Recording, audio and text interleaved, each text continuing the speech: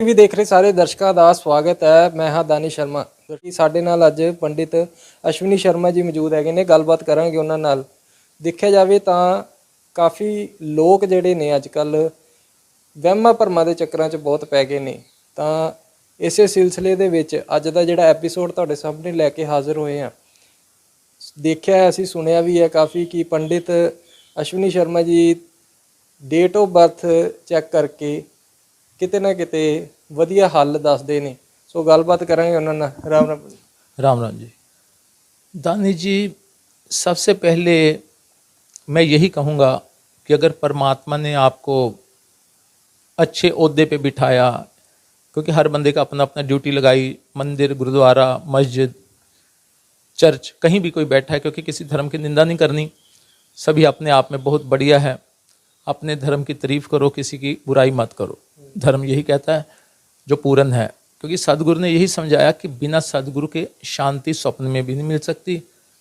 तो बाकी रही वहम और भरम की बात आपने की। वहम भरम तब तक नहीं निकल सकते जब तक कोई जानकर आपको नहीं मिलता।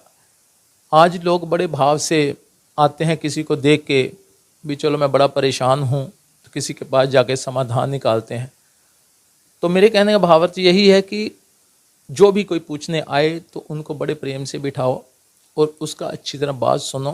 और जो अगर आपके पास ऐसा गुण है तो उनको बड़े प्रेम से समाधान बताओ। और पूजा भी करनी बड़े सफाई से करें, ना कि मंदिरों में आजकल मैंने देखा है कुछ ना कुछ बिखेर दिया। बड़े प्रेम से उनको समझाओ कि मानुष जन्म बार बार नहीं मिलने वाला। तो इसलिए ब्राह्मण का धर्म है जो भ्रम को निवारे, ना कि कोई भ्रम में डाल दे। ठीक है, आपके पास कोई पूछने आए तो अनंत तो इसमें है कि बेचारा बोझ लेके आए और फ्री माइंड होके जाए, तो तब उस ज्ञान को मैं मानता हूँ।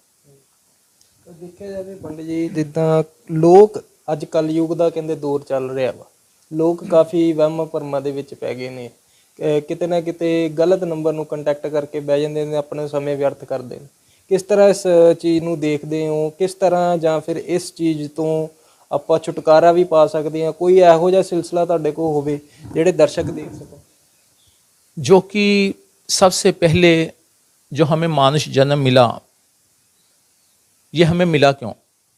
क्योंकि एक ही नुक्ते में सब इल्मों का मतलब पा लिया। अब सिर पे कागजों का बोझा उठाएं तो क्या जरूर। बुल्ले शाह जी ने कहा था ये, क्योंकि धर्म नहीं, बात तो नुक्ते की है। सबसे पहले अगर हम शांति की बात करें, वहम भरम की बात करें, अगर आपको गाइड ही ना कोई करने वाला मिले तो दानिश जी, तो अशांति ही रहेगी आपके जीवन में। शांति कभी स्वप्न में भी नहीं आ सकती। अगर विचारों को बढ़ा लिया तो आप बताओ भी शांति कैसे मिल सकती है? बाकी जो वहम भरम की बात है, इंसान को अपनी खबर नहीं और लोगों से बात कर रहा है। सबसे अगर वहम से निकलना है मन की शांति के लिए, पहले पूर्ण ब्रह्मज्ञानी गुरु के पास जाओ, नतमस्तक होकर अपने अहम भाव को छोड़ के उनके चरणों में जाओ। कहते हैं पानी पियो छान के और सदगुरु करो जान के।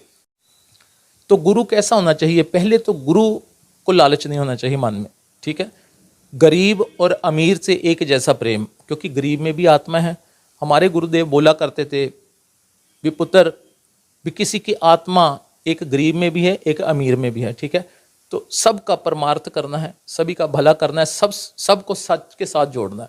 नहीं तो बार बार जन्म और मृत्यु का बंधन, इसके बारे में कोई विचार नहीं करता। से पूछो, अगर वो वाकई में ही ब्रह्म ज्ञानी होंगे, जिनका लोक में भी राज होता है और परलोक में भी, वो आपको बताएंगे पुत्र ये सारा संसार मिथ्या है, ये सब बेकार है, इसके अंदर उलझो मत, ये ड्यूटी दो। जैसे एक हीरो हीरोइन को पिक्चर में रोल मिला, उनको डायरेक्टर कोठी भी देता है, बंगला भी देता है, 2-3 बच्चे भी देता है। तो जब पिक्चर खत्म होती है, क्या सड़क पे वो पापा बोलेगा हीरो को? बताइए, आप बताइए। वो पत्नी बोलेगी ये मेरा पति जा रहा है। इसीलिए हमें ये संसार के अंदर रोल करने के लिए कुछ वक्त मिला। 100 बरस का पल की खबर नहीं। जब वो हमें बोलेंगे ये कोठी खाली करो, हम कहेंगे ये तो मेरी है, और डायरेक्टर वो अगले रोल देगा। तो इसीलिए संसार में हम पिक्चर बनाने आए हैं। तो जैसा कर्म करेंगे वैसा फल भुगतना पड़ेगा।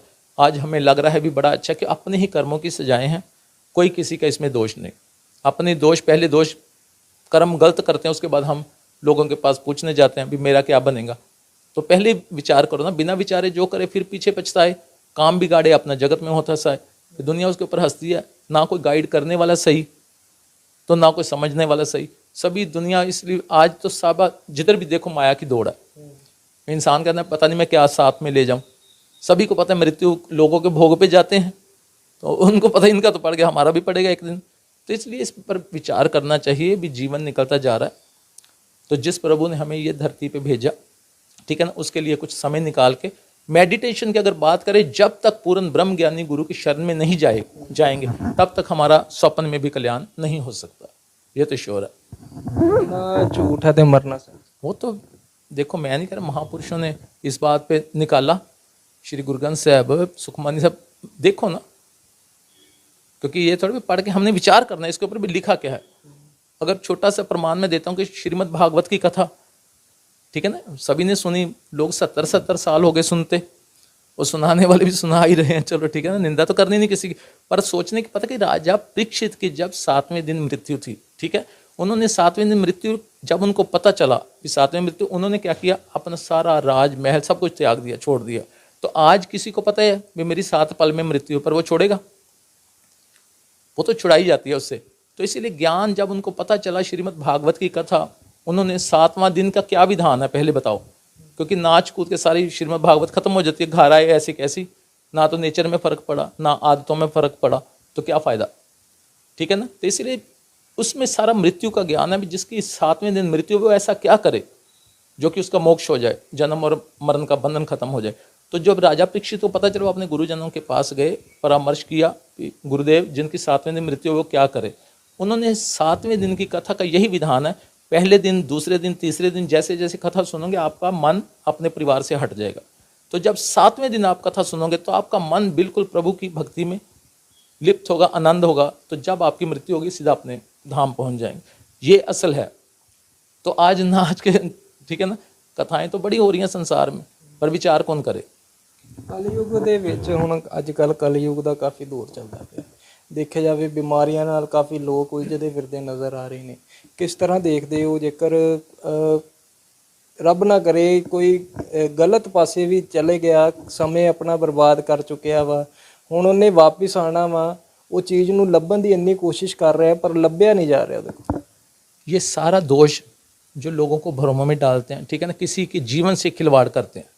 मैं तो यही कहूँगा, जो सच बोलना है, किसी को बात को समझना चाहिए। जिसको तो उस परमपिता परमात्मा की ज्योति का ज्ञान है, वो तो कभी भूल कर भी स्वप्न में भी किसी को भ्रम में नहीं डालेगा, ठीक है। तो कभी भी किसी का जीवन देखो, ये बार बार मिलने वाली वस्तु नहीं है। ये नहीं कि आज 10 साल इधर लगा लिए, 5 उधर लगा लिए, ऐसे जीवन निकल जाएगा। तो इसलिए साधु वो होना चाहिए जो इस परमपिता परमात्मा को जान के किसी की आत्मा से प्रेम करे, ना कि ये देखे ये करोड़पति है, इनको तो बड़ी कुर्सी दे दी, तो जो बेचारा भिखारी हो, मेरे पास टाइम नहीं है। क्योंकि देखो, साधु परमात्मा के सभी बच्चे हैं, कोई गरीब और अमीर, वो अपने कर्मों से। तो कहते हैं तपो राज राजो नरक, क्योंकि तप किया हुआ है, भगवान ने आज कोठी बंगले गाड़ियाँ दी, तो उसमें अगर पाप हो गए तो फिर नरक में भी जाया जाएगा, ठीक है ना। सच का ज्ञान यही है कि अपने मन को, अपने लिए कुछ टाइम निकालो। तो जो ज्ञानी कहते हैं चलो बहुत इनको ज्ञान है, तो उनको चाहिए किसी की आत्मा का कल्याण कैसे हो, इसी पे चर्चा करनी चाहिए। क्योंकि दुनिया में तो झंझट है, कोई आता है, मैं कहता हूँ मेरे से 100-200 ले जाओ, यार बात तो मानो। ਅਸੀਂ ਸੁਣਿਆ ਆ ਜਨਮ ਮਿਤੀ ਦੇਖ ਕੇ ਤੁਸੀਂ ਲੋਕਾਂ ਦਾ ਦੱਸ ਦਿੰਦੇ ਸਾਰਾ ਕੁਝ। हाँ चलो, ये भी एक परमार्थ का काम है, ये भी मेरे श्री गुरु महाराज जी की कृपा है। आप सिर्फ डेट ऑफ बर्थ और सिर्फ नाम सेंड करके आपको वो भी गुप्त रहस्य बताए जाएंगे, पर ज़्यादा उलझना नहीं संसार में, ठीक है ना, क्योंकि संसार वहीं का वहीं खड़ा है। तो मैं कोशिश करूँगा कोई भी अपनी डेट ऑफ बर्थ और मुझे सेंड करे, ठीक है, तो उसका हर चीज़ बताई जाए, तो अपने उसका एक्यूरेट जो उपाय बनता है हल्का सा अपने घर में करे, तो अपने आप उसको दिनों में तुरंत पता चलेगा वाकई भी ऐसा है। ਸੋ ਦੇਖਿਆ ਜਾਵੇ ਇਹ ਸਨ ਸਾਡੇ ਨਾਲ ਪੰਡਿਤ ਅਸ਼ਵਨੀ ਸ਼ਰਮਾ ਜੀ, ਜੋ ਕਿ ਉਹਨਾਂ ਨਾਲ ਆਪਾਂ ਗੱਲਬਾਤ ਵੀ ਕੀਤੀ ਹੈ ਕਿ ਕਿਸ ਤਰ੍ਹਾਂ ਲੋਕ ਅੱਜ ਕੱਲ੍ਹ ਦੇਖਿਆ ਜਾਵੇ ਤਾਂ ਵਹਿਮਾਂ ਭਰਮਾਂ ਦੇ ਵਿੱਚ ਪੈ ਕੇ ਕਿਤੇ ਨਾ ਕਿਤੇ ਗਲਤ ਨੰਬਰ ਨਾਲ ਕੰਟੈਕਟ ਕਰਕੇ ਆਪਣਾ ਸਮੇਂ ਵਿਅਰਥ ਕਰਦੇ ਨੇ। ਤੇ ਦੂਜੇ ਪਾਸੇ ਜੇਕਰ ਦੇਖਿਆ ਜਾਵੇ ਤਾਂ ਪੰਡਿਤ ਅਸ਼ਵਨੀ ਸ਼ਰਮਾ ਜੀ ਨੇ ਇਹ ਵੀ ਦੱਸਿਆ ਕਿ ਜਨਮ ਮਿਤੀ ਆਪਣੀ ਕਮੈਂਟ ਸੈਕਸ਼ਨ ਦੇ ਵਿੱਚ ਜੋ ਵੀ ਦਰਸ਼ਕ ਘਰ ਬੈਠੇ ਹੁਣ ਦੇਖ ਵੀ ਰਹੇ ਨੇ ਉਹ ਆਪਣੀ ਜੋ ਜਨਮ ਮਿਤੀ ਹੈ ਨਾਮ ਹੈ ਉਹ ਕਮੈਂਟ ਸੈਕਸ਼ਨ ਦੇ ਵਿੱਚ ਲਿਖ ਦੇਣ ਜਾਂ ਫਿਰ ਨੀਚੇ ਪੰਡਿਤ ਜੀ ਦਾ ਨੰਬਰ ਵੀ ਫਲੈਸ਼ ਹੋ ਰਿਹਾ, ਤੁਸੀਂ ਸਿੱਧਾ ਇਹਨਾਂ ਨਾਲ ਕੰਟੈਕਟ ਵੀ ਕਰ ਸਕਦੇ ਹੋ, ਗੱਲਬਾਤ ਕਰ ਸਕਦੇ ਹੋ ਸਿੱਧੇ ਤੌਰ ਦੇ ਉੱਤੇ। ਬਾਕੀ ਹੋਰ ਅਪਡੇਟ ਦੇ ਲਈ ਤੁਸੀਂ ਬਣੇ ਰਹੋ ਅਮੇਜ਼ਿੰਗ ਟੀਵੀ ਦੇ ਨਾਲ। ਬਹੁਤ ਬਹੁਤ ਧੰਨਵਾਦ ਜੀ, ਸ਼ੁਕਰੀਆ।